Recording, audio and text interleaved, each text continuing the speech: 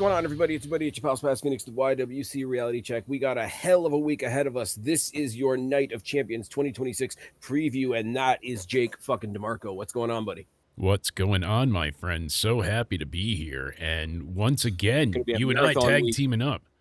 We're ready to go. Night of Champions. I'm excited for this show for all the wrong reasons. And I know you're going to light the wrestling world ablaze. I'm going to light the wrestling world on fire because everything I want is going to make people mad. And it's going to be fantastic. I believe it already.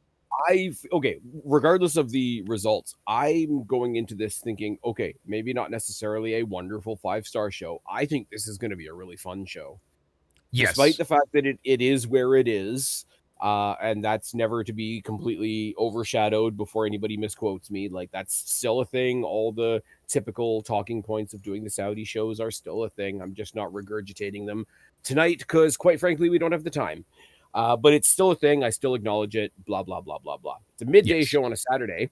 And it is, I don't know what you want to say about it. Maybe the reason I think that it's going to be so fun is it's the calm before the storm. Yes. Because Sunday, we got NXT overlapping with TNA, overlapping with, that other company that's doing a counter programming show.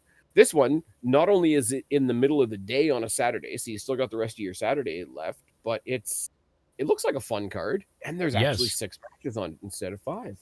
Exactly. And that, unprecedented, is a joy, but I do think that we might end up getting one of these to be a squash, so therefore it will end up just being.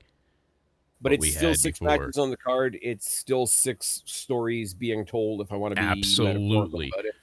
Like, even though there was parts of Raw, Spaz, that weren't for me 100%, there were still... Well, no, they did certain things that I appreciate. Like, I'm not crazy about the Judgment Day. It's had its time in court. We need to get rid of it. Guilty. But I would like to go ahead and see, them continue with throughput narratives where you get a continual again and again and again sort of, chance to have an update to the story. Like that's cool. Yeah. I like that they went back to Judgment Day in the hallway. Then they're over. Then. You know what I mean? JD's like, it's fine. So. Don't worry about it. Yes. Danhausen took out JD. It's fine. Here's what I will say right off the bat with the Judgment Day thing. I'm still with it. I know a lot of other people aren't. I acknowledge that a lot of other people aren't. It gets an extra pass from me this week because of the scare we got on the weekend.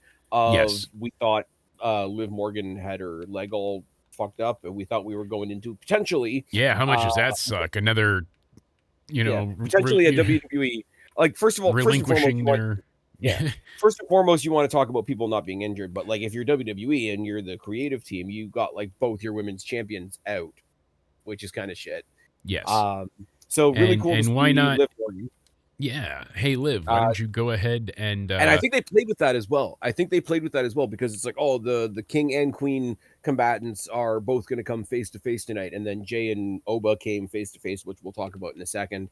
But then also when we saw, it's just Io out for an interview, is this where we find out that Liv's not able to make? And then she comes out and like the not kayfabe, deep breath, like she came out in the, they said it after the fact, but the Stacy Keibler inspired outfit. And I'm like, yeah. I get it. After all the bullshit from Friday, oh my God, I can't believe they buried Charlotte Flair. Did they? Oh my God. Did they really? She was beaten down and attacked and I heard both sides. Here's the thing, and I don't want to tangent off too much because I know we've got a little bit more of a constrained time tonight. Yeah, I've heard both sides. I've heard the fact that they buried Charlotte Flair, which I think is, Charlotte Flair is huge. You can't bury her at this point. And the other side of the coin is, oh my God, they protected Charlotte Flair. And it's like, no, Charlotte Flair's story isn't the Queen of the Ring. Charlotte Flair's story is she has a feud now with Jade Cargill. Part of that story is that Jade Cargill and friends cost her the Queen of the Ring. Liv has a story going forward. Charlotte has a story going forward. Just like LA Knight, his story is not King of the Ring. Yeah. It's obviously everything to do with the bloodline. Yes, exactly. But Charlotte got attacked, and if anything, you could say like Liv should have beaten her easier. Like, I guess maybe you could argue, but Even But that, if she's in the like, babyface role, like, here's the thing though, right now, the WWE are enjoying something with Charlotte Flair that they never thought they were going to get. They never thought they were going to get the crowd getting behind her as a babyface, and they God, they are. lucked out with that character rehab with Alexa Bliss, huh? Alexa I Bliss, mean, yeah. yeah, But here's the thing, that and saved their asses. the fans are finally behind her for once, and they're able to do that kind of match like they had on Friday because people love Liv, but they love to hate her because she's such a good heel, which means that they don't feel like they're not cheering Liv by cheering Charlotte because Charlotte's actually a babyface for once. Because they finally have that, I don't mind them having Charlotte have a gritty baby face. I gutted it out as long as I possibly could. I'm not saying it's, Austin with the blood running down his face caught in the sharpshooter for 20 minutes.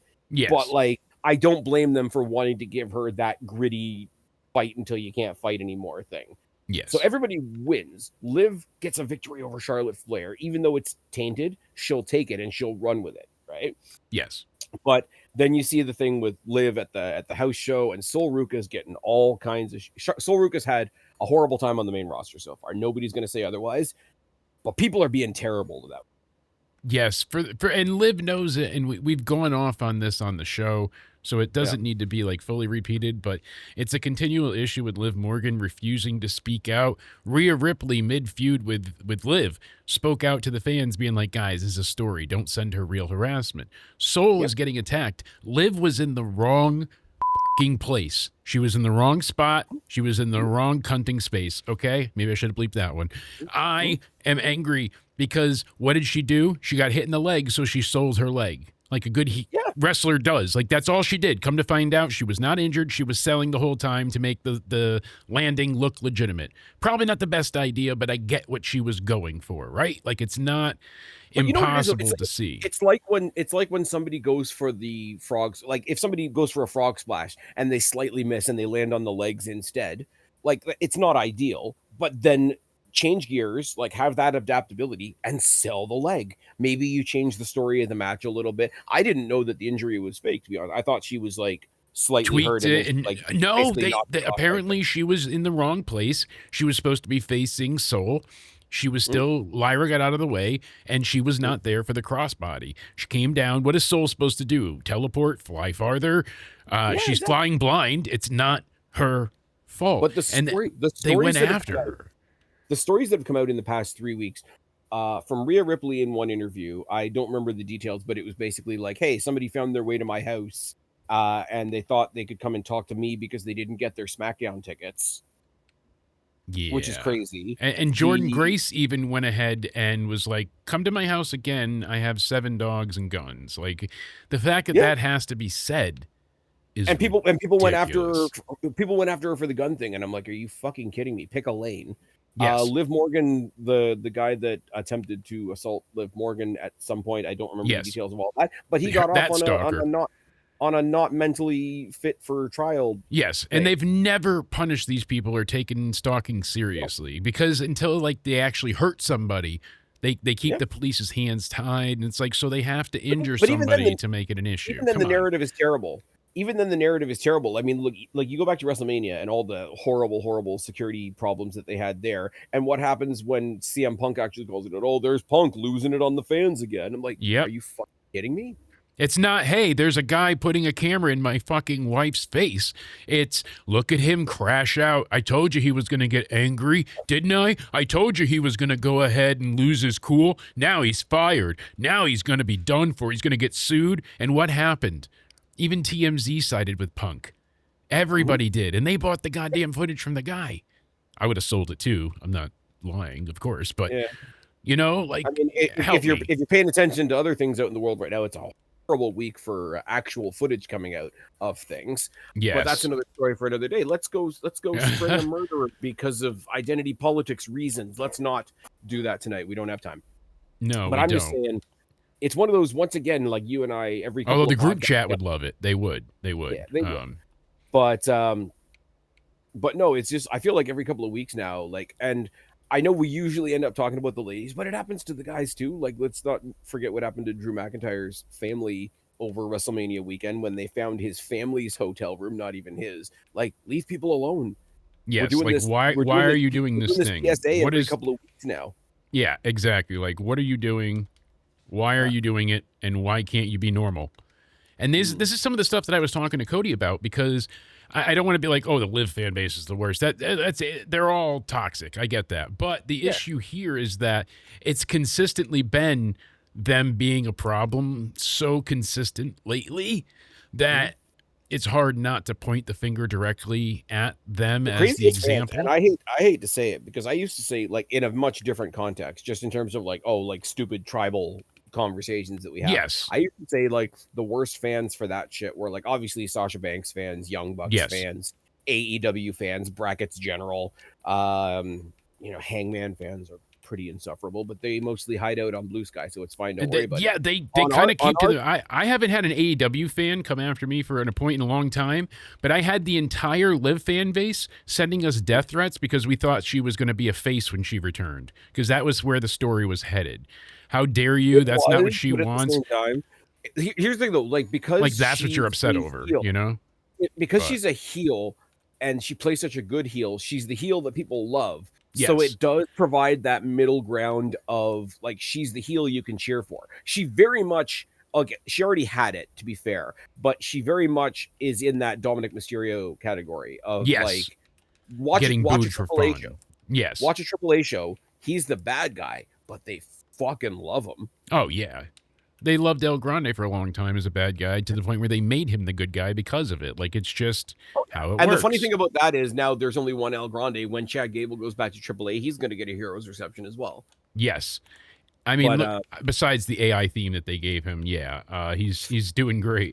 I don't mind it, you know. I just can't stand it, and I'm Mr. AI music. For me, it is bad. It is really disappointing, I and won't say it's great, but I don't mind it in the sense of like Seth Rollins' music is bad, but people have adopted it. You know what I mean? yes, It doesn't make it good, but you can make it I'm work. not saying people won't accept it. I just don't. I wish it was better. That's my That's fair. opinion. Like, What I think they've done is you can't look at Chad Gable, and I mean even AJ Styles said it like he's your new Kurt Angle, right? You had the yes, Kurt Angle music, you had the original Chad Gable music, and like Chad Gable is like American guy, like that's his character. He that's is yeah. American guy, but with his baby face and his new presentation, 100% along with 4th of July hot dogs. Yeah, red, oh white, yeah, and blue. but Like, okay, you're getting and to they're my point making before I Chad the ultimate good guy too. He's apologizing to everybody, and you know, but it's working. Yes. sorry, you're jumping my point a little bit because I'm the guy up here that apparently, if you pay attention on X, I'm not allowed to talk about anything that happens anywhere else because I live in Canada. Well, everybody Yes. that's saying that could fuck off.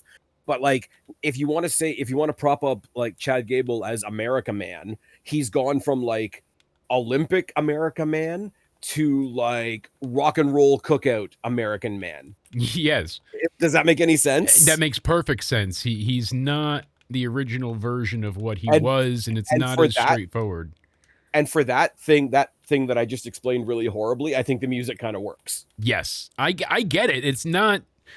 I Yeah. just wish it was better, you know, because like he's got this triumphant return. He should have pyro. No one has pyro anymore. They don't open the show with pyro. I get they do it for title I mean, changes. Like Cody it's has. fun. Cody, Roman. I mean, there's very few though. Who else? Charlotte. I don't count concussive blast. If I can't see it, I don't count it. All right. So Damien, If I can't Rhea. see if I can't see the If you went to a 4th of July or a fireworks show, I shouldn't say 4th of July. Goddamn. Sorry, Mr. Canada. But if you're Independence Day, 3 days before Independence Day. So so 1st of July. But you go ahead and you have this great fireworks show, and then you get there and it's just a bunch of loud booms and you don't see anything. You are not going to be happy. Okay. Jake, I got to remind you that I live in a stupid town called Brampton where fireworks are actually banned Yes. So because all they somebody do else, is because somebody else might steal your fireworks and they might do something bad with them. So, are they but aliens anyway, from oh another my planet? God.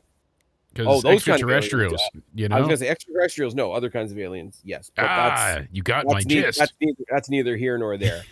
But I will say, getting back to this, we're gonna go back to Saudi Arabia. We're gonna go to Yay. Night of Champions, where there will be a whole lot of pyro because that's where all the budget is. Yes, And every time. speaking of people that deserve pyro and budget, yep, that's the transition I'm going with. Uh, Perfect. What a segue. WWE United States Championship match. Mm. Ricky Saints, Trick Williams. I could Feels have like an sworn, untold story, doesn't it? I could have sworn to you, and this is where I'm wrong sometimes. It does happen. Look it up in the dictionary. It happens once in a blue moon or so. I Spaz thought, wrong? so here's my thing. I have a prediction for this that's not really a prediction, if that makes sense. Because when Yes. they had the number one contenders match for this match, I thought Ricky and Carmelo were going to go to the good Carmelo. Yes. We're going to go to a no. We're going to go to a no contest, and we were going to get the triple threat. Right? I did as well. Little did I know we were going to get another triple threat match later on in the Later card. on. Yeah, they're stretching it. I'm sort of like swooping that over to be okay. Carmelo's going to get involved one way or another to screw over Ricky, maybe end up screwing over Trick instead, which is going to give us that triple threat on an even bigger stage at SummerSlam, which doesn't hurt my feelings at all. No. That being said, now it may be only for 1 month. That being said, I think Ricky wins either by cheating or by inadvertent help from good Carmelo. Yes. You're thinking he wins. The match is going to be great. Trick is a fucking star. So over, Ricky, again, it's one of those where I have to measure my own read on things. I really like Ricky, and not just because he finally got called up from AEW. But I will even say, like, he hasn't quite resonated on the main roster. Maybe chucking the belt on him for a month gives him a little bit of a leg up in that regard, because I think he'll get there. I don't think he's there yet. Yeah, no, he's not quite there, but it's close. And I mean, Night of Champions isn't a big four show, but we know that the Saudi shows are pretty big in their scope, and WWE treats them like a big deal. As they should. As a guy, as they should, for sure. Anywhere international, I mean, you should be anywhere international. I mean, every show should be treated like a big show. There shouldn't, like, the whole conversation we as wrestling fans have about B shows shouldn't really happen. The talk that we have about TNA Friday shows shouldn't really be a thing, because every show should have the potential to be a big show. But exactly, that's not the world we live in. SummerSlam is a bigger stage than this, but this will be a larger stage than normal because of where it is and the money involved. That being said, and I'm saying this as a fan of Ricky Saints and a fan of Rick, I liked him when he was in AEW. I just think they didn't use him very well. I don't know how he does on the bigger stage, if I'm honest, and I'm saying that as respectfully as possible. Yeah. And I like Ricky a lot. Especially with Trick, who has hit the ground running. Exactly. So Ricky is getting something worse than being booed, and that's no reaction right now. And he's in this weird kind of like middle ground between Carmelo and Trick, as you just laid out perfectly. So it's not quite the straightforward, like, it's not the biggest negative, but it's not working either. Like you said, there's a lot to be. It's a testing ground. I want the best for the guy. I really do. Trick is Teflon at this point, which is why I'm saying I don't necessarily mind them, because do I think this or do I not think this? I'm having a conversation with myself in my head. Yeah. I think if we get the triple threat at SummerSlam, I think Carmelo walks out of SummerSlam with it. But I don't. You out of prison. I was like, how? Yeah. Oh my God. Good Carmelo. Gotcha. Got to stay focused. But I don't. But here's the thing. As weird as it sounds, I think they want the belt to end up on Carmelo, but I don't think they want him to beat Trick for it, because going forward, we've seen what they did in NXT. Yes. And it was great. And the roles were reversed, where Carmelo was the big star and Trick was like his heater, his diesel, his whatever you want to call it. The roles are so his reversed underling. Now. Yeah.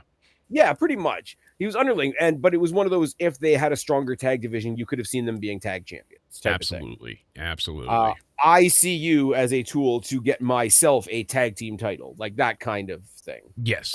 Yes. You're only with me because you benefit me thing. Yeah.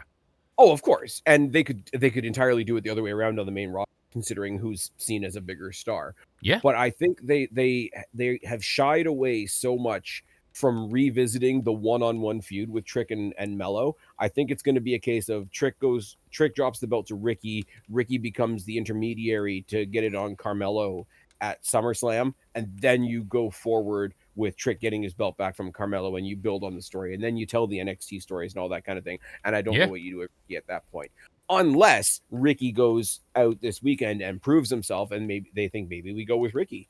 Maybe Mello and Trick keep stepping on each other's toes trying to get that belt back, and then they just end up slugging each other, and they just revisit the feud without a belt, which, depending on how much Carmelo has stepped up in the past couple of months or so, in his own right, because he kind of falter stepped when he came to the main roster as well. Yeah, it took him a bit to find his spot too. He got drafted up immediately, and then they just kind of did fuck all with him, the poor guy.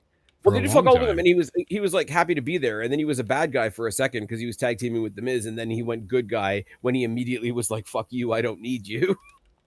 Yeah, and he's like, "I'm totally done with underrated. You." I will stick with The Miz is completely underrated. Look what he's doing for. I don't know what the segment is, but I know Danhausen has a very big segment with The Miz and him being, like electrocuted, brainwashed, and all of that. Oh, yeah. Because they pre-taped SmackDown already. Yes. So I know the spoilers. I'm not going to get into them, obviously, but everybody dies. So I'm sorry to ruin that for you. Okay. But besides you know what I want to see? I want to see Kit Wilson and The Miz, zombie Kit Wilson and zombie Miz taking on Danhausen and, listen to me very carefully, Zack Ryder. I think that's what's happening. So Fantastic. I think that's what they're heading to, especially with Ryder going out and being like, "Hey, I feel weird since being electrocuted, woo woo woo." He's been tweeting stuff and having fun with it. So I think there's more than meets the eye. I think we're on the same page here. Believe it or not, I think Ricky Saints wins the title, so that SummerSlam night 1 or 2 they could do the triple threat, and that's when Carmelo gets the big pop reaction. I totally agree. Because here's the thing, as well, because of how hot Trick Williams has gotten, like almost instantly, you could lift him out of the situation, and you could just have a U.S. title feud between Ricky and Carmelo once they do that. But I think the reason why I think Carmelo gets involved in this is I don't think if they're going to elevate Trick maybe to the main roster or maybe to the main title picture or maybe to like a main event feud just under the title. Yeah. They're gonna want him to lose dirty. So this is why I do hey, Carmelo comes down to help him out, ends up fucking him over. Ricky gets the belt in a scheming means kind of way. And then surprisingly, I totally agree. I think that's going to be pretty much how it's handled and what they're going with.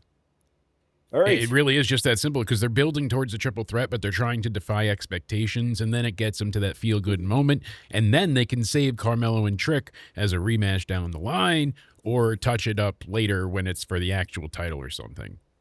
Yeah. I don't want them to always aim for like what's not expected and pick that option just because it's not expected, because they've been guilty of that as well. Like both like the Vince King and Queen of the Ring tournament.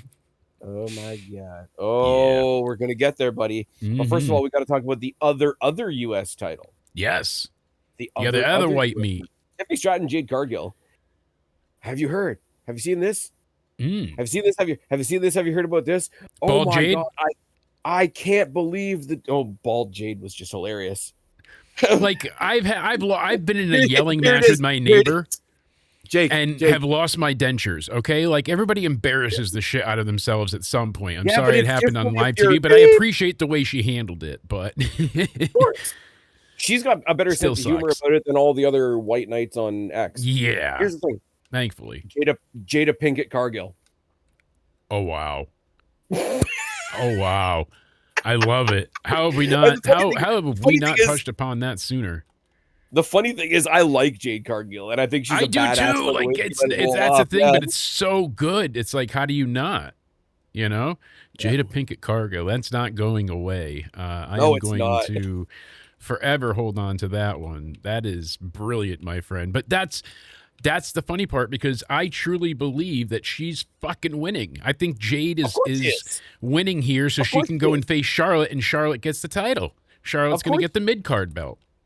Of course she is. This is what I was trying to get to a second ago. The whole Liv Morgan is, she buried Charlotte, or Charlotte was protected, or whichever way they're going. Charlotte has said, when she's been asked in interviews in the past year or so, like, happy to finally be a face, happy to do the tag team thing, praises Alexa Bliss to the hilt. And her thing is now she wants to, wherever she can, give credence and give value and give like a bolstering to the mid-card titles. She's talked about the US title. She wants to elevate people. She's not worried about herself anymore. That's the Charlotte. Elevate people, yeah. But she wants to elevate the titles. Look what her and Alexa did. That's what I'm saying, though. Like she wants to make things important, not just by making herself champion, but by making a same thing as Becky Lynch is doing. It's 1-to-1, but there's a reason it works. So. And I'm sorry, Charlotte Flair versus Jade Cargill is something that a lot of people waited for a long time. When Jade Cargill came to WWE, the whole thing was, and I saw it. Like it was the most obvious. Yeah, it was the most obvious thing in the world to me. Jade Cargill versus Rhea Ripley. Yes, that's always been the match. Let's get the two big powerhouses in like jacked and stacked and all that sort of thing. I was looking at it from that perspective because how many selling a feud? But that was the Mania match, so you're not wrong. I'm a Rhea fan. How many people in that roster? And I'm not saying that they're bad. How many of them can convincingly walk up take her down? No, not even that, but just like stand face. Well, that was the point of Jade, though. Like, she is that bitch. We got a whole song about it because she's that. But now bitch, it's a different thing because I don't think that was the whole point of Mania. Charlotte Flair's not small, and I'm not saying she's any kind of like weak wrestler. But you think about jacked and stacked wrestlers. You think Jade, you think Jordan Grace, you think Rhea Ripley. Yes, Charlotte Flair and her is just going to be a star power thing, and B, even though Charlotte's a face, and this is where I think she can get away with it now, she can be the face, Jade can be the heel, but it's definitely going to be, we're going to get in there, we're going to smack 10 lumps out of each other, and we're going to see who the bigger bitch is. Yes. And that's going to be so much fun. And you know what the thing is? All of that fun, all of that star power, all of that marquee value is going to be put on the Women's United States title. Exactly. Where's the negative here? And they're protecting Jade. Going to get left in the dust. Aren't they protecting Jade because Charlotte's injured, or is that not how that works? I don't know.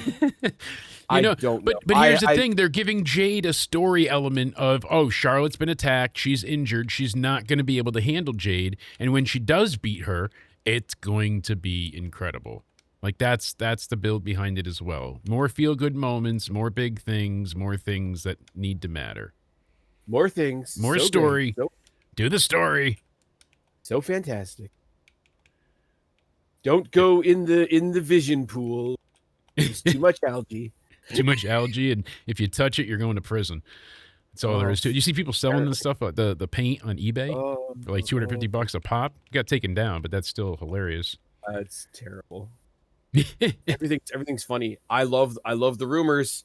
And they're not true. They've already been swatted down. But I mean, I kind of want to see NXT take over the White House. Yes, right. That would be incredible. Because you know what it is? I don't care what's on that card. Like it wouldn't be a card that we would be analyzing like we're analyzing this card. That would be oh, that's weird. That's really weird. I want to look at that. Exactly. That's all that is. You know what else is really weird and I want to look at it? What's that? And I'm going to tell you my prediction first. We got Seth Rollins versus Braun Breaker in a cage. Yes. You know what my prediction is? What's that? Bronson Reed. That's my goddamn prediction. All right. So literally I said this about 2 weeks ago. I said as soon as they made this a steel cage match, I said, I see what they're setting up. Logan's injured, 3-on-3, probably SummerSlam. If not, Saturday night's main event, most likely. Madison Square Garden will be the 6-man tag of the Vision taking on the Street Profits from Sesame Street and the one and only Seth Rollins against, the returning Bronson Reed. I'm telling you, this is just what I feel is happening. Like that's all there is to it. You're right, but you're wrong. Okay, so please enlighten me because I'm not wrong ever, like you. So fair enough.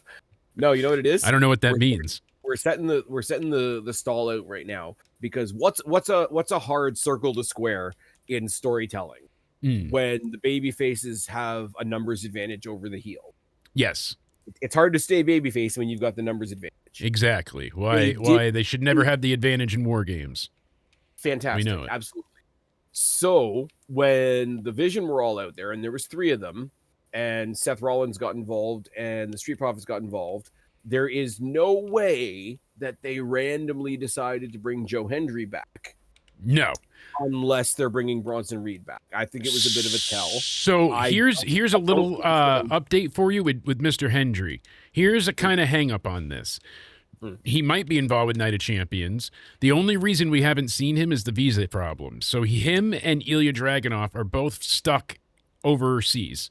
And that's why we couldn't get nice things that we like. So... Oh, no. Here's the thing. This is why he hasn't been on the show, and they happen to be in the UK. Yes, so that's why they featured him. So I'm just worried that now he won't be able to be used because such and such. You get what I'm saying? So I understand that. Yeah. But here's the thing. Okay. I understand that that's why that they were able to use him on Raw and why he hasn't been on Raw in the past little while and whatever.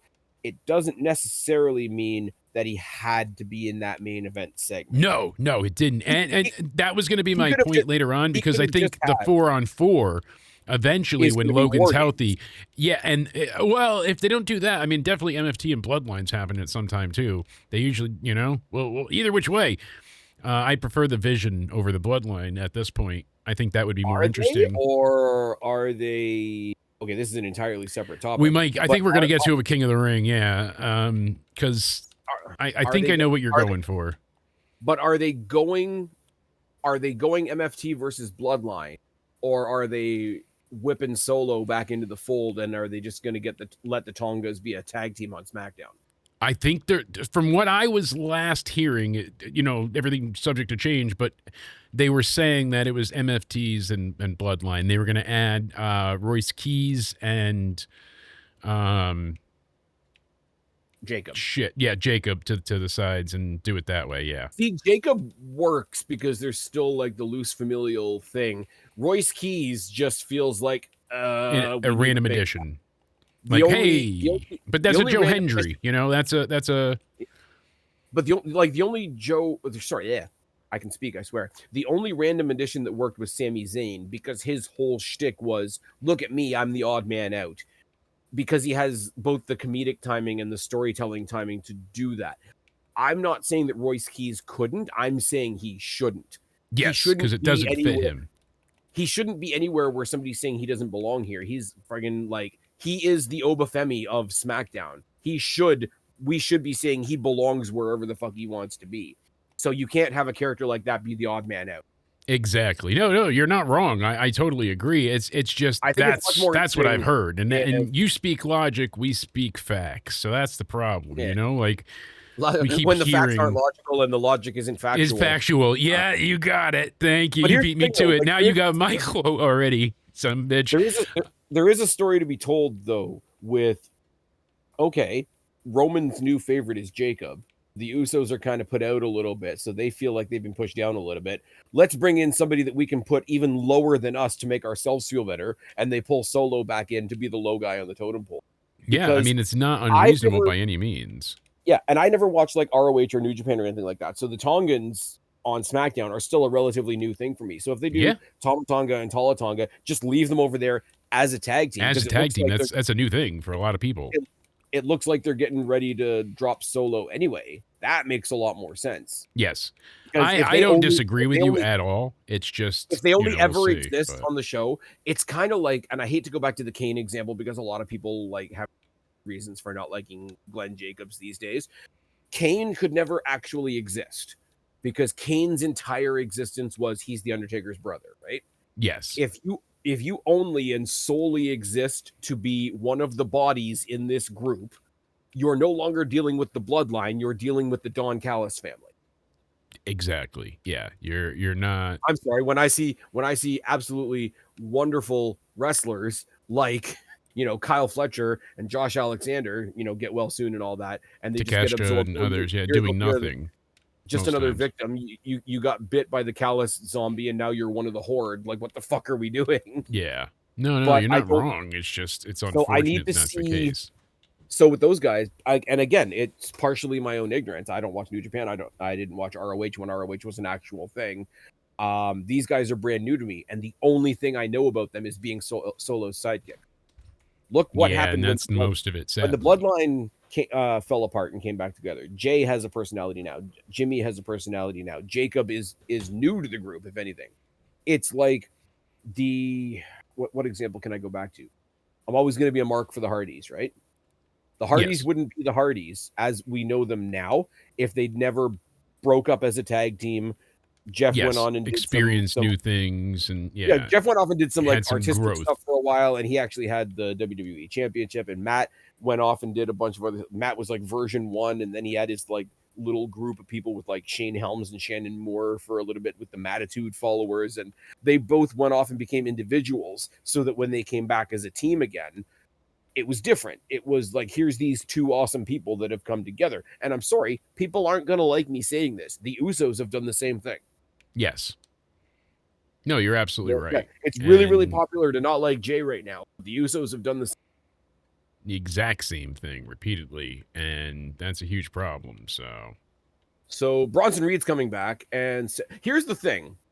It's kind of a toss-up if you go with the voices of the IWC, right? Because wrestling logic says once the babyface wins, the feud is over, right?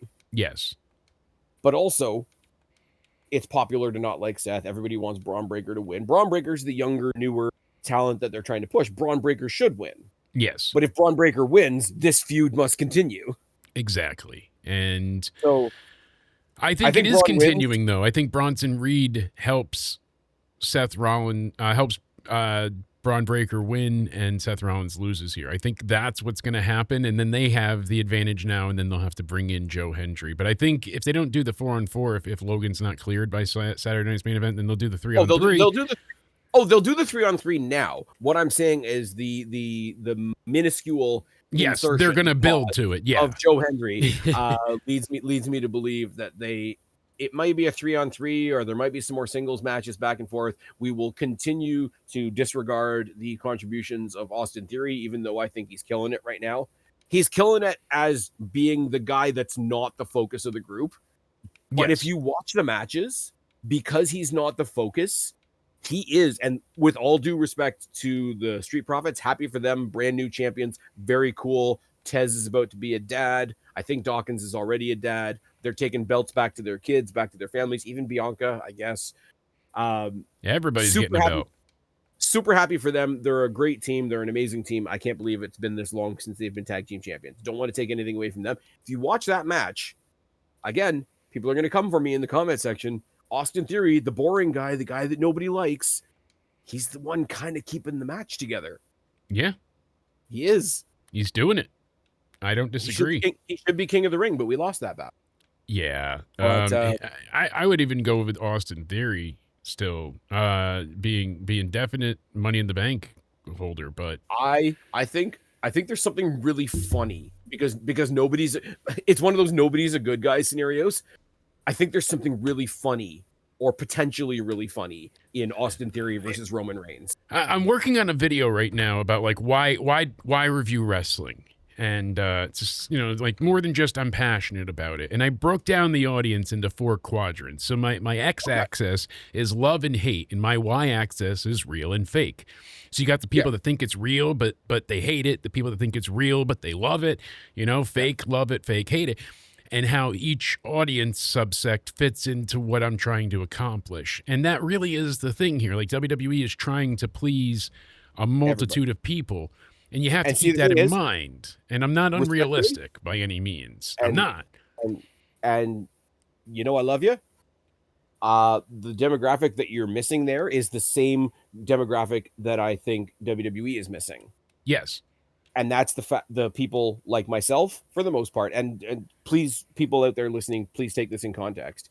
There's the people that think it's real. There's the people that think it's fake.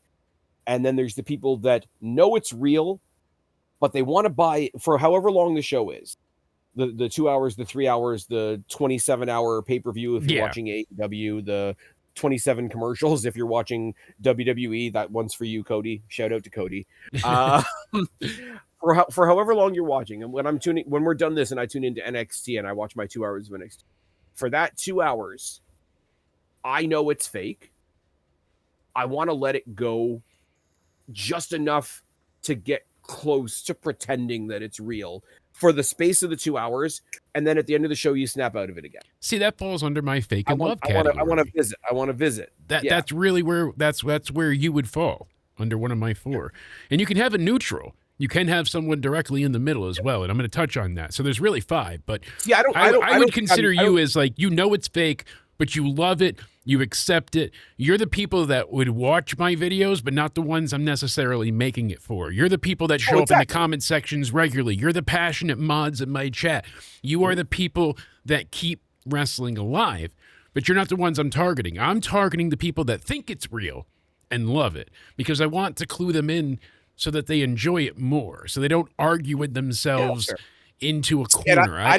That's my goal of breaking things down. That's why I like to discuss things. It's not just like a John Wolfe media literacy thing, but wrestling is such a contrived thing to discuss, because when I go on Twitter or anywhere else, I've said it 1,000 times, but you're not talking to bitch face McCunt. You're talking to Blake Lively. You know, she's not portraying oh wait, that's her. You're not talking to Robert Downey. You're talking to Robert Downey Jr., not Iron Man. You know what I mean? But when you're talking to Roman Reigns, you're talking to Roman Reigns. It's not Joe. So people have a hard time separating that it's not real. So I like to be there to be like, it's entertainment, but you can still love it. You know what I mean? I like to, I'm not pulling the rug out and totally revealing the curtain, but I'm also being like, hey, let's be but you also know that competent it's not and realistic about this. Either. Yes, exactly. I'm not trying to be the real but hate side where you're like, but it's fake. The whole term of pulling back the curtain, and this is where I'm going to go back and try to make a metaphor out of this mangled metaphor that I tried to make a second ago, right? Yes. The whole idea of pulling back the curtain is a myth. Oh, it is because there is no curtain, and we know exactly what wrestling is. The art of enjoying pro wrestling is, like I said, take those 2 or 3 hours and pretend there's a curtain. That's the magic trick. That's what people don't realize. The trick is not what happens in the ring, it's what happens in your mind. And that's exactly what I'm trying to explain. And that's my purpose. What I think has killed it, and it's a Twitter thing, it's a YouTube thing. I remember I miss the days where YouTubers were going at each other's throats, but it was for stupid shit. I miss every single YouTuber from the old days that used to go after Wrestling Jesus. Yes. Because we're like, you think this, you think that, you like Benoit? Well, fuck your mom. And that was the best you have this take? Well, how dare you say that Meechin and BFAB should be women's tag champs? You know, like that kind of shit. But now, it's not like that. Now it's like, oh, you tribalistic. You think Charlotte Flair should beat Sasha Banks? Here, let me dox your house. Exactly. And a lot of that is social fucking media. I've said it 1,000 times. I disagree. You cannot blame an inanimate object for individual bitchy people being individual and bitchy. No, I don't blame social media. Social media is just the tool that made stupid people able to connect with one another. I totally ripped this from George Carlin. Right. I didn't give you full context on my thought there. That's like saying abortion's good without, going into why. I just want to piss everybody off like you. Nice. So I really, really, really try to keep that frame of mind always when discussing wrestling. And that's my ultimate goal. I want to be able to have that, ingrained in me and be like, I don't want to ruin it for anybody, but the magic trick is making your imagination feel like it's alive. And you said, here's the thing as well. Sorry to cut you off. No, please. You also have to discern which people that are yelling about wrestling are actually yelling about wrestling, and which people are using wrestling as sort of a puppet topic to get a shield, a virtue signal standpoint. All those things. Because if you see somebody that's going to yell at you every time you think that Alexa Bliss should beat Naomi, but really it's just they drill down on XYZ identity politics thing. Okay, you came to X and you just wanted to bitch about identity politics. You're using the veil of wrestling. People attacking us endlessly. That's why I stopped using Instagram for so long, because we legitimately had said that, Liv was going to be on season 3 of Unreal. And people, all the major fans came out. No, she said no, she's not going to be in this. And we could never find any quotes or anything. We thought it was so odd. And then the trailer comes out and the press release, and we're like, huh, pretty funny, huh, how that works. Because they think like these wrestlers can say no. It's not the Vince era. It's a total corporate thing. Even John Cena got in huge trouble for the stupid TNA entrance he wrote for AJ Styles because he didn't tell anybody about it. And they're like, well, what if we didn't get something cleared by legal? What if we didn't get something? What if we could have made it better? What if, you didn't tell anybody and that's on you? Okay, but also in that case, it is John Cena. They're not going to. No, I know, but anybody else would have been instantly fired. Is my point? Oh, yeah, of course. But he didn't even get away with it. He did, but he didn't. But he used to get fined for bleeding whenever he had matches with Jericho. Yes, yes. It's always been. But you get my point. And the thing that I'm saying before with social media is like I'm stealing it from George Carlin, but he's right. You had stupid people, but they were isolated. So anytime a stupid person said a stupid idea, you're like, hey, stupid. That's pretty fucking stupid. And now the stupid people congregate into echo chambers. Donkey! It's ridiculous. And now they just go ahead and all of them totally think that they're fully justified in everything they do. I will end this with my ultimate point in saying, before we move on with the rest of the card, I know we got to, but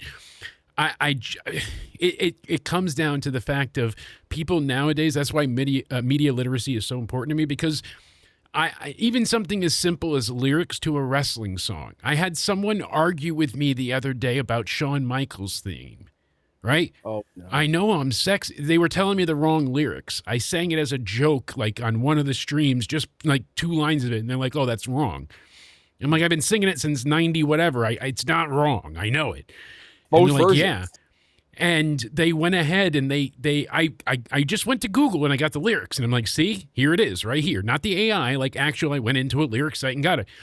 And they searched on Reddit for someone that agreed with them.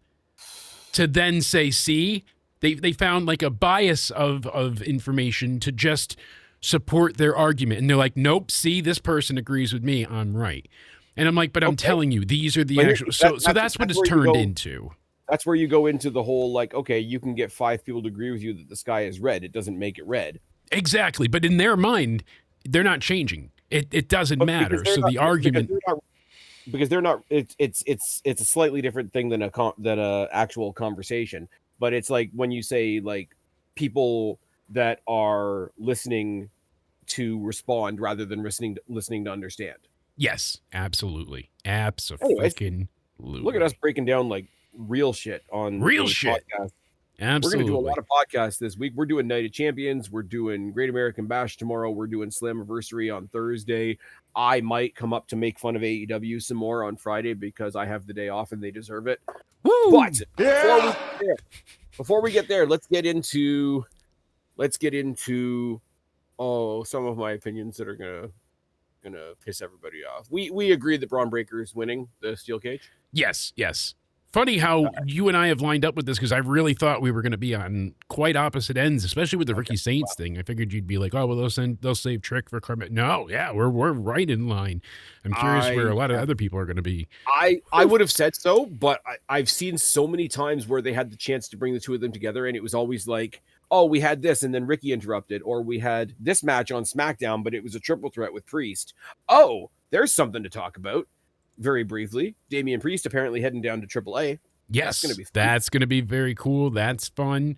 Kind of makes me think that Grande Americano may not be losing or gaining the Mega Champion. That'll be something to take a look at later on down the line. Also, we'll see. The new the Dogs of Evil with Carmen Petrovic and Bronco Nima and Angel and Garza and one other guy that I don't know. Random faction that attacked El Grande Americano. Yes, cool things happening. Obviously, Perro Aguayo Jr.'s family gave the blessing for that too, which was really cool. So, I just think like very, very cool things happening in AAA. When I swear, all the blue tick naysayers were telling me that WWE was so racist, they were going to ruin it right away, and instead they've made AAA better, given them a bigger platform, featured their stars on the main shows, featured their titles on the main shows, and upped their general luchador representation on the main roster as well. Yeah, all they had to do was go ahead and send Taker to Mexico to get away from Michelle to book a proper show. I like the fajita. She can't go shopping there. Oh my God. I thought it was Rodeo Drive. This is a rodeo. Oh, this is rodeo. You know, like she'd just be the guy on the freaking street out. corner. So the guy on the street corner sold me something called a spicy thong, and now everything is what? Anyway, moving swiftly on before I get myself canceled. You know what? I really, really like Io Sky. You and me both. Which makes it really sad when I tell you that Liv Morgan is going to walk out of SummerSlam as a triple champion because she's going to keep her world title. She's going to get the crown. She's going to face Rhea Ripley, who I like. She's great. She's fantastic. I do say that, even though that's what people tell me. Liv Morgan is going to complete the Judgment Day story by beating Rhea Ripley at SummerSlam to become a double champ and the queen of WWE. Thank God. Thank the love of God. Thank the maker. Whatever you want to say, I'm for it because finally we disagree. This is good. So you and I are not on the same page here, and I like it because for all the things I thought we wouldn't be, we were, and the things I thought we would be, we aren't. Oh, baby, this is good. So I'm genuinely convinced from get-go moment one up until a few things transpired. So this tournament I predicted a lot of different things, but I stuck to two different predictions very early on. I'm like, if I have to, gun to my head scenario it, here's what I think is going to happen. I'm going to be fair with it. I think that either Liv is moving on to face Raquel in the finals, so we end the Judgment Day. I really thought that was a good report and true. Or we're finally going to go ahead and we're going to see Rhea and Io. And can Rhea finally beat Io? Because that's been a story progressing for years now. Rhea cannot beat Io Sky no matter what. And that's her Achilles heel. We saw it at the best triple threat match, not even just women's. Like that is, I watched it back the other day. That might be the best triple threat match in Mania history. With them and Bianca? Yeah. What pissed me off about that is that was when we were in a time where they continuously teased Rhea Ripley versus Io Sky. Oh, but we got to stick Bianca in there. Why? Yes. Well, we know why. Well, we got to, okay, now it's Evolution, and we got Rhea Ripley versus Io Sky, and we got to stick Naomi in there. Why? Yeah, we could. Well, you know why. Yeah. And then they had to do it repeatedly, and you're like, all right, but why? And they just always messed with the formula when it felt like it was pretty succinct. Like, this is good. This is ready to go. What are you doing? And unfortunately, they kind of just boo-fooed everything and made things a bit, I don't want to say it wasn't unwatchable, but it was less than stellar. That's for damn sure. I like the whole friggin'. We were upset with the Naomi reveal because that was it was getting to be like a timeless match, and then it was just like, eh. Like in two cases in a row, it's like, yes, I get it. You married a very popular tag team wrestler, and you've got a job for life. Yeah, fine. You are secure. We got this. We understand. But and Milo agrees. I have to follow up like everybody from the beginning. Oh my God, why would Liv Morgan even be in this? She's already a champion. Yes, she's an obnoxious champion. Yeah, she wants it all. They had nothing to do with her though, and that was the thing. She hasn't even defended her title. So waiting for Stephanie Vancouver, which is dumb on their part. Which is apparently happening. That's why I'm hung up on Liv losing. But are they going to do that in both matches? Because if I say one, I've got to hint at the other. Everyone's thinking Brock Lesnar, obviously. So would they do that where Stephanie screws over Liv, and then Liv goes ahead and loses, and then they have the same thing happen in the first hour with Oba fucking Femi? Like that's a risk. That's a big risk. Back to back. People aren't going to like what I have to say about that match either. All right, but the thing, if Io Sky wins, I don't think it will do them any favors to have Io Sky win by a screw job, because I don't think either. I'm agreeing with you, but if Liv Morgan loses, she can lose. She can clutch onto her belt. She's like, F you. I'm still the champion. Da da da da. I'm still the best, women's wrestler of all time. But what if we blame Judgment Day? What if Raquel or Roxanne accidentally, wink wink, nudge nudge, screw her? I do think for the people that back Io Sky, and I am one of the people that backs Io Sky, when she makes it to the back to the mountaintop, I should say, it shouldn't be handed to her. No, she should win this, and I agree with you, but kind of like the criticism of what happened with Street Profits on Monday that I saw from a lot of people, and I don't exactly disagree. They needed all the hubbub help. Yes, they couldn't do it on their own. Street Profits won the tag team titles with a 4-on-3 advantage, and that doesn't help babyface. Io Sky, I think, as much as people love her, Io Sky can afford that even less. So if she's going to win, she's going to win clean, I think. No, you're not. Liv Morgan overestimates herself. But listen, buddy. God damn it, you're really right. Io Sky wins. She's got the opportunity to face whichever champion she wants. They clarified that on Raw, which I'm glad. Yes, they did make that a known commodity, because usually it's always been Raw to Raw, SmackDown to SmackDown. So thankfully they did have Obafemi specify. Here's the thing. If Io Sky wins, she goes to face Liv Morgan again at SummerSlam, and it's just a rematch. So that's kind of for a big. The only thing you get out of that is maybe she could say, like, I already beat you, so I know I'll win the title, kind of thing. Maybe there'd be a story to tell. But if you're building a big 4 pay-per-view and we're building towards it's just not what you're redoing the match you just had, and it's not even. Yeah. But this time it's for the title, not Queen of the Ring. And but that's about as dumb as I beat the champion, so I get a title shot now. Like, but they've done it before, so it's not. Yeah, and it gets repetitive. My point is, it's going to fall under even more. Equally worried. It's going to fall under even more scrutiny now that they're trying to make SummerSlam this big 2-night event. It's a bigger tentpole than it used to be, and you're giving us a rematch. So look at it the other way. Io Sky goes up against Rhea Ripley, and yes, we finally get that can Rhea beat Io thing, except for the fact that, how can I say this? They were a tag team, and then they split up as a tag team, and they were going to go their own ways. And then she became a champion, which took her to a different show. So they had their big tearful goodbye. And then they were helping each other across the shows, and it was all muddy and messy. And then they had a second big emotional goodbye. So you're going to go and bring them back together again. It's very, very muddy. Now, it is muddy. But they could always say, like, because Rhea kind of was like, oh, I'll defend it, I'll face you. So they could always be like, oh, Rhea's like, well, you know what? You never beat me. I'll give you the chance to face me at SummerSlam. I don't love it either. But that's the problem with this tournament. Nothing's been but Liv Morgan, superior. Who's got more history with Rhea Ripley than Io Sky? I just don't like the title for title scenario. And then you have Liv lose. That's not fantastic. I don't know. I think you don't do it for very long, and you have to like muddy your way out of it. But I just think for the Liv Morgan character to walk out of SummerSlam with a belt on each shoulder and a crown on her head. Yeah, I heard you say it before, but triple champ. Brilliant. I got you. Queen of the Ring, double champ. But also,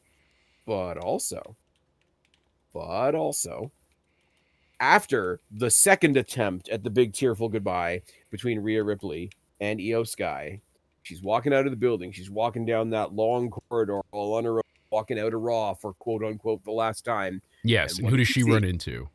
We see no, we don't even run into each other. You just see Liv Morgan like lounging out on one of the. Yeah, she's sitting in the background. But that's what I'm saying. Like, who do we see? Just see you soon, champ. That's it. So you could say she always had this planned, you know? And plus, it is a match that I want to see because Liv Morgan and Rhea Ripley do have awesome matches. And they've been away from each other enough. And we're at the point now where there's, what did somebody say the other day? I think it was Hamflet on What Culture, who's actually like one of the good contributors over there, not like the other guy. I think they referred to it as on SmackDown, you've almost got the Judgment Day Wolfpack. Yes. Because you've got Damian Priest, you've got Rhea Ripley, you've got R-Truth, and you've got Finn Balor. Yes. So it's like, you got it split. If WWE was willing to do intergender wrestling, you could have an 8-person tag there, right there. I wish they would just do it with Rhea or, Jay, like just a few. Not every woman needs to be in the ring, but the China-like believable ones, sure. You're telling me Rhea couldn't take on Oh, a of Ricky course, yeah. Saints? Rhea couldn't take, things But like that. even if Like, you just come take on. three, right? Just take the original. Okay, and they'd be the original three as well.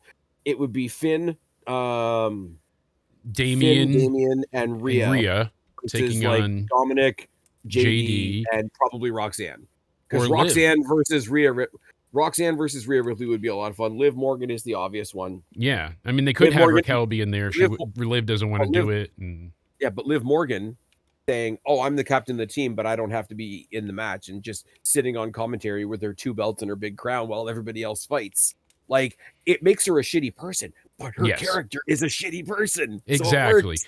Are you? And You're not tired of her being a heel though? Like I'm no, exhausted by it at this point. That's no, my I don't. problem. Like I I'm don't want to. just Okay, I'm so far the other way because she's one of those people, and really, really bad comparison. She's MJF. all right. You're gonna have to help me on this one. I don't see it. The way she sinks her teeth into being a heel and she's not just a person out there doing bad stuff. She Okay, literally truly she enjoys embodies the heel. being a Yes, bad person. yes, It's it's not like, believable. oh, I Okay, can't win, so I'm gonna have to hit you in, like, MJF in this case. It's yes, not like, oh, I'm absolutely desperate to win this match, and the only way I can do it is to punch you in the nuts. No, yeah. I wanted to punch you in the nuts from the minute I walked into the ring. Like, that's MJF. Like, you enjoy being a bad person, no matter Yeah, what I the already actual planned on is. cheating, dumbass, like that You kind of sink your thing. teeth into Yes. being a heel. I I don't want to speak in absolutes because they could always change my mind on something. I never want to see Liv Morgan be a baby. Really? Okay. The way See, I'm that her exhausted of it. Or you maybe if they just had her do a little bit like more with the character or things a little bit. I'm exhausted of just she's not defending, she's barely wrestling, and then you just get the all if time, and that's it. And it got very okay, formulaic here's and very tiresome. if So I they think she if just they needs a bit of a makeover. Does that make better sense if then? if they like they can have her be situational face in the sense of if they put her in there with somebody that people genuinely hated more. Like, I don't think there's any woman on the roster that's like genuinely hated right Oh, now. she is But say, greatly disliked. Yeah, absolutely. Liv. No, this is Yes. the thing. She's such a heel, people love her. Get in if By you get most, but she is also genuinely she gets over as a heel. She's genuinely yes, hated as she well by does. the other subsect of But there's a fans. Like difference between people booing her because they don't like her and people booing her because she's because such a they good heel that the yes, fans are oh willing to play the totally. role. Yes, no doubt about This one that. thing. But you would to get her as situational babyface in the way that I'm talking about, you would have to bring in some, and this is a totally separate topic that we're going to talk about in a couple of days, I think. You would have to get somebody in there that people genuinely dislike as a person. The only example I can think of is Tessa Blanchard. Yeah. Because then you have this person that's like an actual bad person that people are actually going to sneer at. Couldn't even And choose then, AAA. She got to choose CMLL. Damn it. yeah, well, we can't always come up to the A show. We'll One talk day more she'll about that later in the one day week. she'll get called up from CMLL to AAA. But no, but if you get somebody like her who the world actually doesn't like, and you get Liv Morgan, she can stay heel, but she'll get over doing heely things to this other heel that people don't like even more. Sort of a modified version of Eddie Guerrero never stopped cheating. People just started to love him for it. Yeah, well, that's exactly what I said. She shouldn't be a babyface in the babyface sense. She should be her and Dom could have been the next Eddie in China kind of thing, where like I still lie, cheat, and steal. I'm just a fan favorite. And especially the way they've blurred the lines with faces and heels nowadays. Because here's the thing. With Eddie, like, he was cheating, but people, like, he was still a likable guy.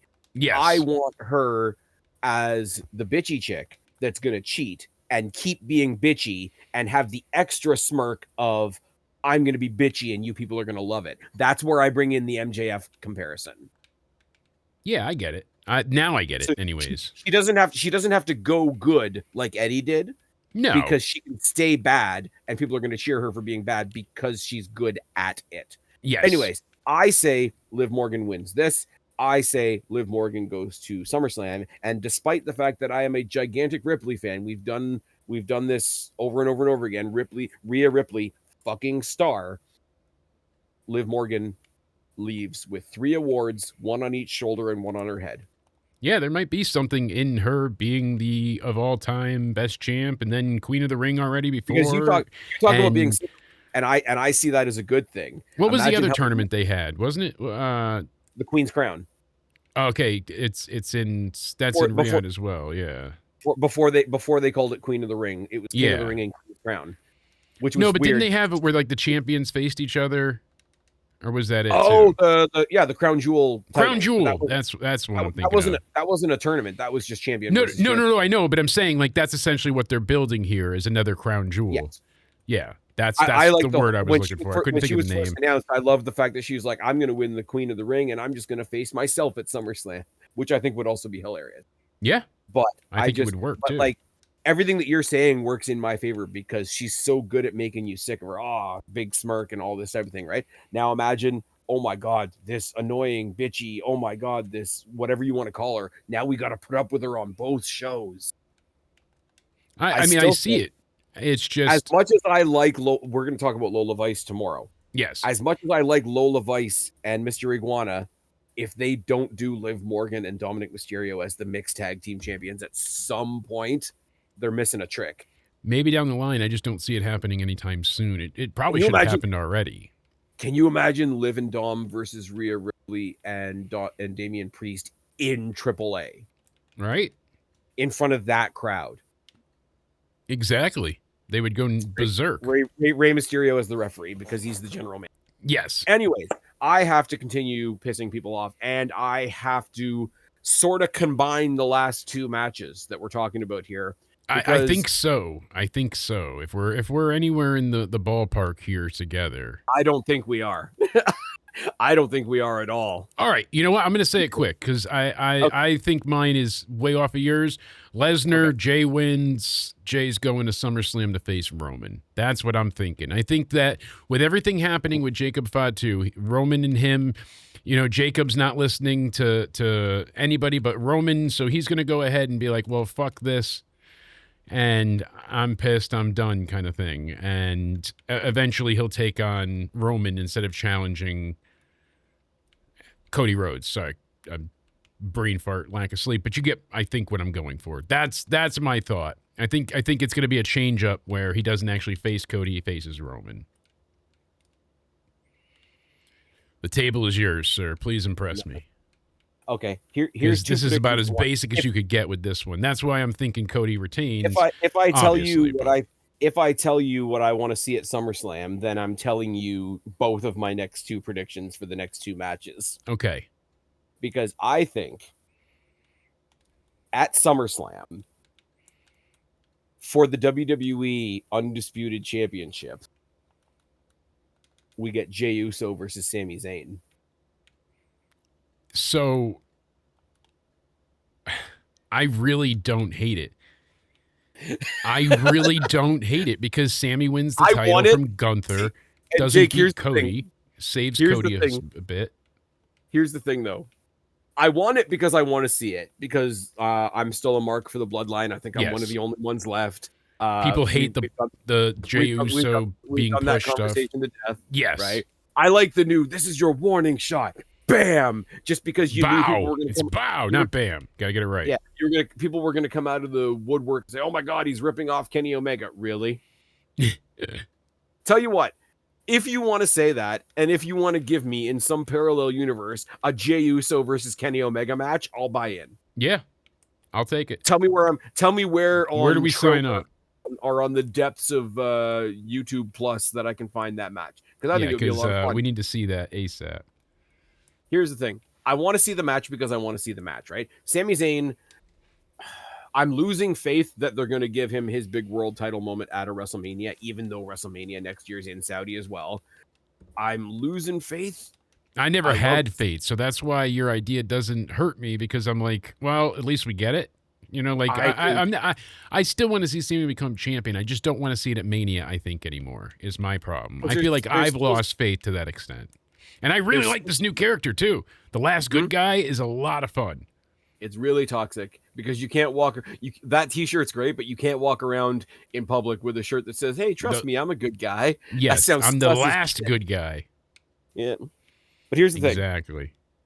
People will be mad that Jey Uso won a match because, reality. Jay's winning no matter what. You and I align there. Do you think Lesnar shows up? What happens? How do we get there? Obafemi's getting fucked by Lesnar. Is he getting cucked? Is he getting screwed? Is he getting beat by the bloodline too? Like, what comes of this? Everybody thinks it's Brock, and I'm 99% sure it's Brock as well. But with this crossover, if they're not sucking Solo back into the bloodline, then does Solo try to get back at the bloodline for sending Jacob to get him by fucking with Jey Uso, but it goes wrong and he ends up fucking over Obafemi by accident. And then Obafemi goes and kills Solo Sikoa before going back to find Brock again. I'm wondering, I was 99% sure that it was going to be Jey Uso winning because of Brock. Now there's 1% of my brain that thinks maybe Jey Uso wins because of inadvertent Solo. Yeah, I mean, because Solo versus Oba would be a weird match, and he would die, but it's a match that I want to see. But there's a lot of, and Obafemi doesn't have to win every time. Just it's good to keep him strong early on. I mean, in NXT, he didn't defeat everybody. He lost. But when it was his only loss on the main roster is to a guy that has beaten Triple H, has beaten The Undertaker, beaten The Big Show, beaten John Cena, beaten Randy Orton, beaten Stone Cold by a count out. Beaten Stone Cold by count out for sure. But like took his ball and went home. It's the whole because one of them is salt and one of them's pepper, shall we say, that he's not allowed to beat him and all that kind of thing, right? Yes. Oba's not losing clean. So if they do that, could you imagine if Jey Uso beats him clean? Now I see the hate. Now I see the anger. Now I see. And here's the thing as well: Jey Uso. He buried Javon Evans. Jake? I don't know. Has anybody because they don't? Does anybody know what the word buried means anymore? Like that's the problem too. Buried doesn't mean like oh my god. So Javon got buried. Doesn't mean that they give a shit about Javon. It means I don't like Jey Uso, therefore I think he should never win. Yes, that's the new definition. That's again, it's not a matter of being. But here's the thing. Here's the thing. Legitimate. Which loss? If Javon is going to lose, because Javon wasn't going to win the King of the Ring, I don't think. I would have loved it. Don't get me wrong. It would have been cool, but it was never going to happen. Giving us something like Javon Evans versus Cody Rhodes would be massive for Javon, right? Yes. But here's the thing: he's not over enough yet. Yeah, he's getting over, but I mean, he could be if they just out of nowhere rocket strap. I mean, if they really, but even then, I think it would be difficult. I think eventually WWE has to do something like that. But here's my point, right? So they've decided, regardless of where he won and where he lost, he wasn't winning King of the Ring. Now look at the bracket. How do I want to say this? What loss hurts him more? Is him going like 10, 15 minutes with Jey Uso, former world champion, and having a really good match, getting his hand raised by Jey at the end in a really, really respectful manner after a really good match. Great match, best match we've seen from Jey Uso in a while, to be fair. In a long time. And not only did he put him over, but he put him over when he was in this like quasi heel mode too. He wasn't running it back. He wasn't acknowledging the crowd. He was so he went back and raised his, everybody that's worked with him has come back and put him over, right? So have that great match with Jey, get the respect at the end, get the time it deserved to show everything that you can do. And Jey really had to pull out all the stops to beat you. Does that help him more? Or does making it all the way to a pay-per-view stage and getting killed in 10 seconds by Obafemi help you more?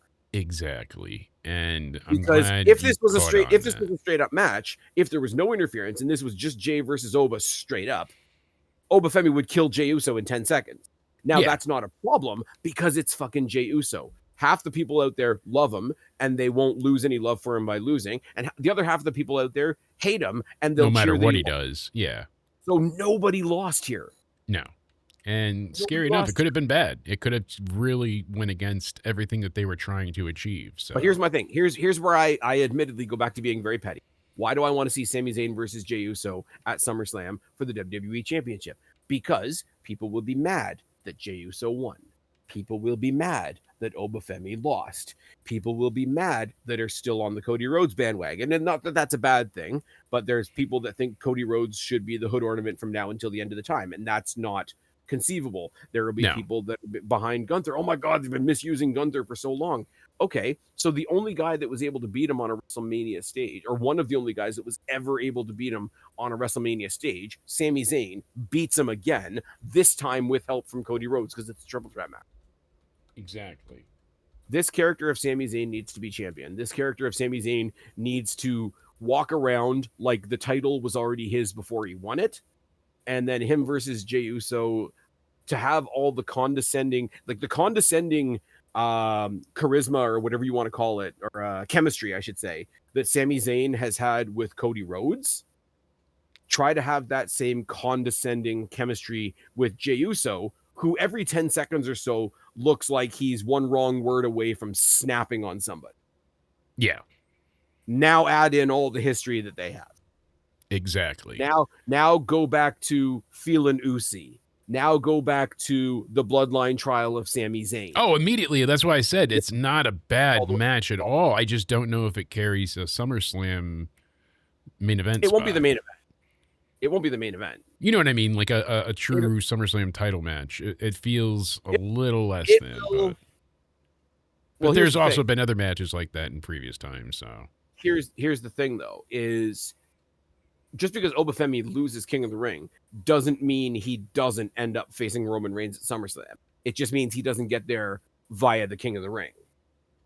They do a battle royal and they do a battle royal in 2 weeks. It's lame as shit. I understand that. Well, we still got to find competitors for people to face the other way. The other champions. Yeah. Well, who does Roman face? Who does I'm saying we have to find an answer. If I get what I want with Liv Morgan, there's both champions right there, right? Yes. But if I get what I want, and it's Liv versus Rhea, title versus title, when one of them's already the Queen of the Ring, that, I'm sorry, in my opinion, that should main event night one.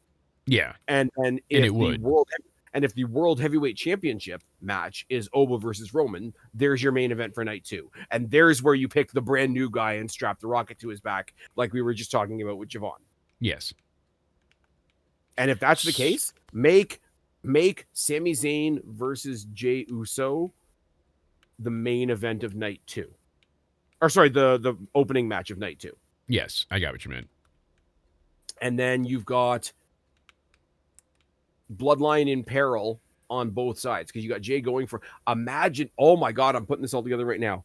Imagine night two of SummerSlam, the night Jey Uso becomes WWE champion is the night that Roman Reigns loses the world championship. Yeah. And then Roman's fucking mad. Just hire me. Because now just he's a champ. us. Now he's mad he's a champ. I mean, what an interesting story to tell. So I like your pick here because I do agree that Jay is winning.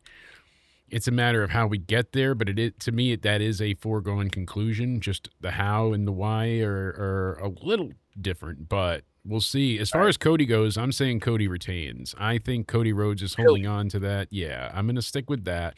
You get another interesting combination if it ends up being Jay versus Cody.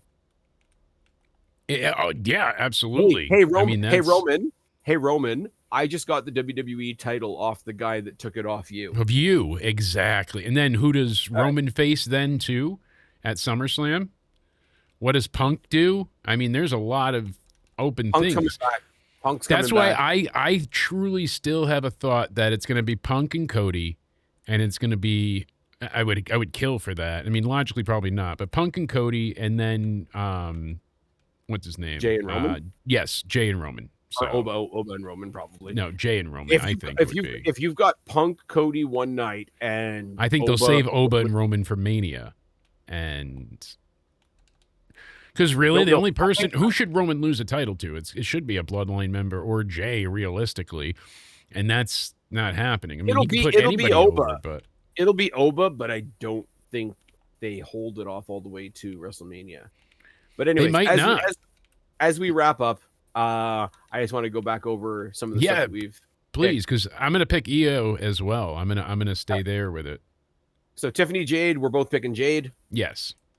And then Jade will lead to Charlotte. Well, yeah, Seth and Braun. It is kind of a pre-show for SummerSlam. It is as it should be.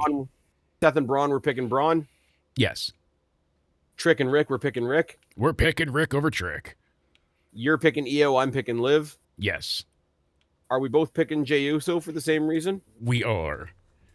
All right. And I'm taking Sami and you're taking Cody. I'm taking Cody. Interesting We're enough. we're not always on the same page, but No, happens. that's why I said, for what I thought we would line up with, we didn't, and the opposite occurred for everything else. Well, I'm also just picking a couple of things that I know are going to piss people off. You know what's not going to piss people off though? Is you telling people where to find you and what's going on your side, buddy. Yes, indeed. We'll be live tomorrow with our big previews with the community. We're going to be taking the audience's opinion, finding out what you guys think is going to be happening, hanging out with everybody for our 50,000 subscriber celebration. We should hit it somewhere around midnight tonight if my calculations are correct. So thank you to Spaz and Cody and everybody along the way. I don't want to name too many names because I don't want to forget anybody, but thank you to everyone, like I said, Liz, Paul, and so many others, Jeremy, and more. So I thank you all. I appreciate you all. Go ahead and make sure you go ahead and subscribe. YouTube.com/Jake DeMarco. Head on over there. Give us a sub. Listen to Spaz and I at times. I join him more often than not, so we can go ahead and get your opinions. And that's why you need to go ahead and subscribe to him on YouTube. Lots of previews. Many more episodes to go. Exactly. It's going to be a good time all week long. We got previews for Night of Champions. Obviously, we just did that. We're going to have a preview for the Great American Bash. We're going to be talking about Slammiversary. There's a whole lot of other TNA news to talk about there. There will be pay-per-view day hangouts, both Saturday and Sunday. Saturday for Night of Champions, Sunday for, I don't know, everything else. But you guys know where to find me or you wouldn't be here. I've been Spaz. This has been Jake. This has been your Night of Champions / King and Queen of the Ring 2026 preview. Subscribe up there, talk down there, start a conversation, keep all these conversations going. Don't be a stranger. I'll talk to each and every last one of you later, but for right now, we are tagging out. Bye, guys. And don't forget, Night of Champions is in the afternoon. Forgot to say it. Stay sexy.